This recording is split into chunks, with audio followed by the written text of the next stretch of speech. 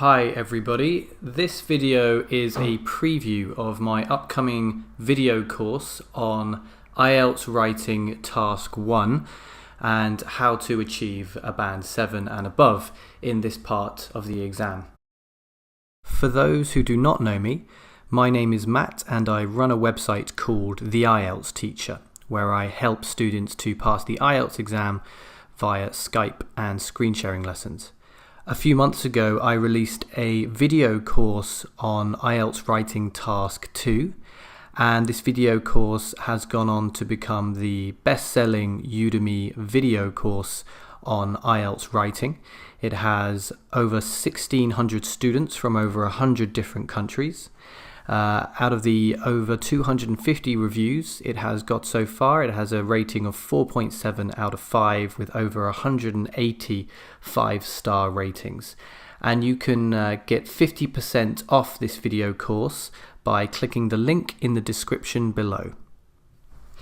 Here we are having a look at Lecture 13 in Section 4 of Structuring Our Response. And this lecture is all about how to write a clear, coherent and relevant overview. So let's get started by looking at the band descriptors and what they ask of us. So the overview is one of the most important paragraphs in your Task 1 response. It is explicitly stated as a requirement to achieve anything above a Band 6. In fact, the requirement for Band 6 states that the writer must present an overview with information appropriately selected. Band 5 actually states that there may be no clear overview. So in order to secure at least a Band 6, you need to present an overview. In order to secure a Band 7, you must present a clear overview of main trends, differences or stages. Now in a previous lecture, in Lecture 9, we would have looked at how to identify and discuss trends, differences and stages. That's something that you can check out once the video course is released. But in this lecture, we're just going to look at how to construct a clear overview. Let's get started. First of all, some should and should nots for overviews. What should you not do? Here's a table for us to look at as an example. Now the overview should not contain any specific figures related to that table. For example, do not mention that Bournemouth bought 391 Hondas or Carlisle bought 194 Toyotas. The overview should contain a look at the main trends, differences or stages. Particularly in a comparative graph, comparative table like this one, we might look for the differences. For example, mention instead that the largest number of cars was bought in Chippenham, or that the least popular car brand overall was Toyota. Let's go into a bit more detail here and look at the type of language we want to use for overviews for the different question types. You can see at the bottom here we have a color-coded key. So your overview really should contain cohesive devices, a quick piece of language to introduce the overview, a conjunction to make sure we have a complex sentence, and trend or comparison language. Let's have a look at this here. We're going to begin by looking at graphs with a trend. So here is an example. Overall, here's your cohesive device. Just makes it very clear that you're now in the overview.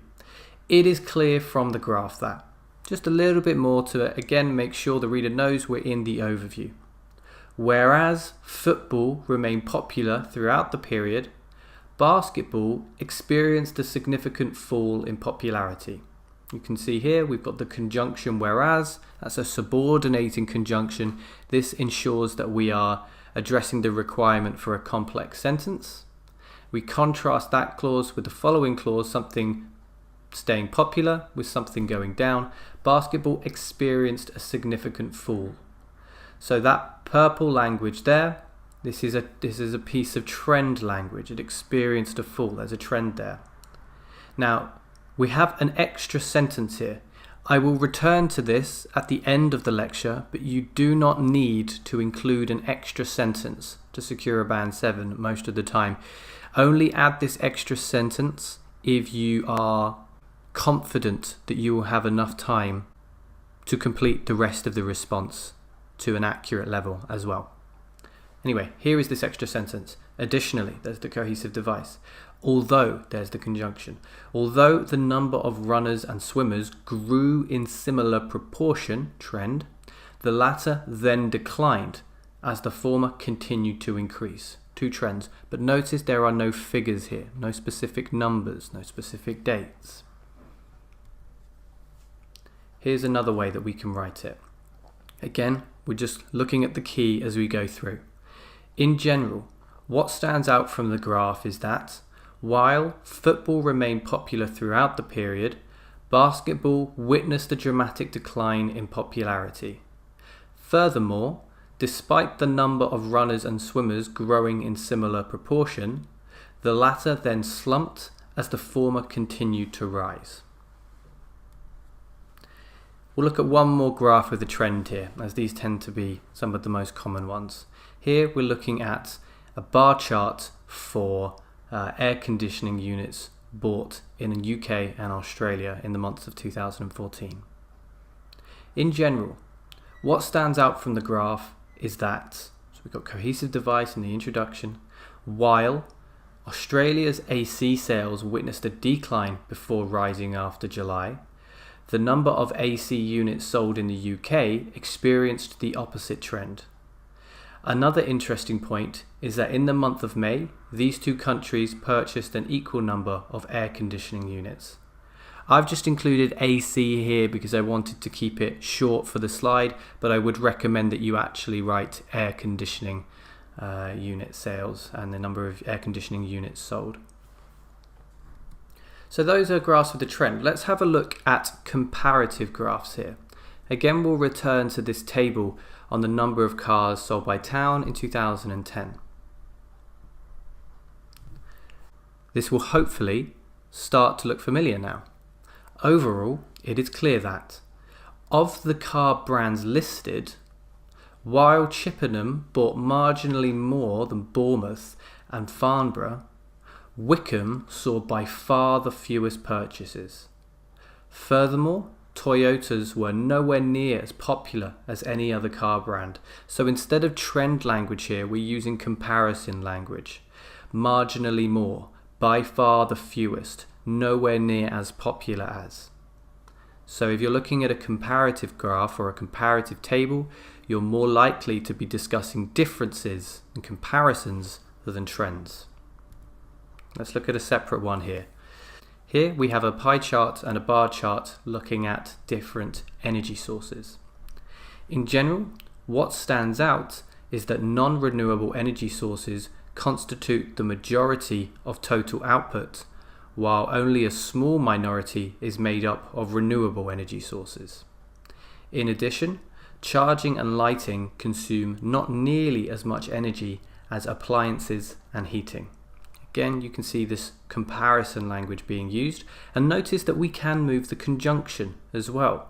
Instead of looking at it at the beginning of the sentence, we've moved while into the beginning of the second clause instead of the first. So it follows the comma. Okay, so that's a little look at comparative graphs. What happens when it comes to processes? Well, here's a process here on how bees make honey and then the production of honey.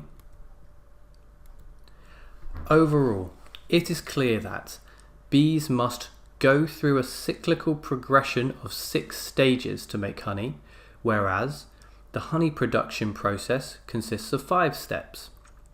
Here you've got all the usual suspects. You've got your cohesive device, you've got your overview introduction, you've got your conjunction with whereas. Here we're looking at stage language. We are making a comparison though. We're comparing 6 stages with 5 stages. Another option is to consider listing the first and last stages of each of the processes. Another option still, particularly if you're looking at more of a man-made process, is to consider listing or comparing the amount of equipment used, or consider comparing the number of elements or ingredients that go into a particular cake or recipe or something like that. It's a little bit harder with processes, but do just try to make sure you are introducing some comparisons or listing the overall number of stages. Finally, let's have a look at a map. Map overviews are a little bit trickier because there are a lot of different variables that can be involved, but the majority of maps tend to look at a map from the past with a map from the present or from the recent past, and so we can make comparisons between those two maps. Overall, what stands out from the maps is that whereas Stokeford used to be a quiet agricultural town, it has undergone a significant transformation to become a heavily residential area with many new developments. So here you can see change language, but still comparison language as well.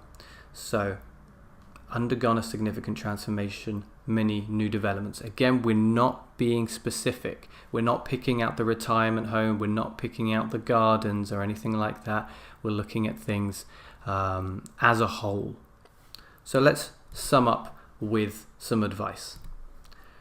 Some people say that you should write a summary rather than an overview. That's okay. So you can write a summary instead of an overview. Really, it's just a case of changing the position of the paragraph. Some find it easier to finish with the overview rather than put it in the second paragraph position. Just make sure you do not write both an overview and a conclusion. They serve the same purpose, so it's silly to write both. Although you should avoid mentioning any specific figures, it is okay to mention dates, particularly if you're talking about the beginning or the end of a period. For example, whereas chicken was the most popular meat in 1940, turkey had claimed this position by the end of the period. We've introduced 1940 there because it might be the beginning of a period. Finally, if you write about just one comparison or trend in the overview, you are covering task requirements. I mentioned this a bit earlier. I said I'd come back to it. You don't need to write any more than this single sentence. So only add an extra sentence if you feel you'll have time or you do not think you will reach the minimum word count without the extra sentence.